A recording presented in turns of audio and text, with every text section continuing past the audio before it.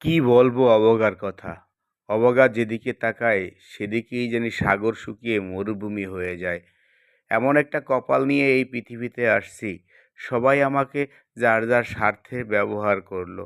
কেউ কখনো ভালোবাসা দিল না। কারণ অবাগাদের কপালে কখনো ভালোবাসা জোটে না। অবাগারা চিরন্তনী অবাগাই থেকে যায়। মানুষের লাথি সোপার উষ্টা খায়। এই একটা কপাল নিয়ে আসছি, তবুও আল্লাহর কাছে শুকরিয়া যে আল্লাহ মানুষ বানাইছে। যদি মানুষ না বানিয়ে অন্য কিছু বানাইতো, তাহলে হয়তো পৃথিবীতে যে কয়টা দিন বেঁচে আছি বা বাঁচতাম, তার আগেই হয়তো চলে যেতে হতো। বলবো সবাইকে, অভাগাদের কখনো দূর দূর করে তাড়িয়ে দিবেন না। অভাগারা আসলে সত্যিই অভাগা। যেখানেই হাত বাড়াই সেখানেই পুড়ে ছাই হয়ে যায়। অভাগারা এমন এক অভাগারা কইতেও পারে না, সইতেও পারে না। বলদের মতন চুপচাপ সবকিছু সহ্য করে। এই সহ্য করার ক্ষমতা যে কতটুকু গুরুত্ব, তা অভাগারা ছাড়া কেউ জানে না।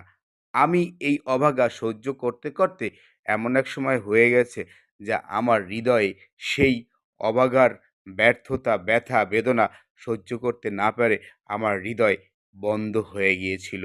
আমি একজন স্ট্রোক করা রোগী হয়ে গেছি। এই অভাগার দুশ্চিন্তা করতে করতে ভালোবাসার মানুষের জন্য আজকে তার এই করুণ পরিস্থিতি। সংসারের দিকে তাকালেই অভাগাকে বড় দুঃখী মনে হয়।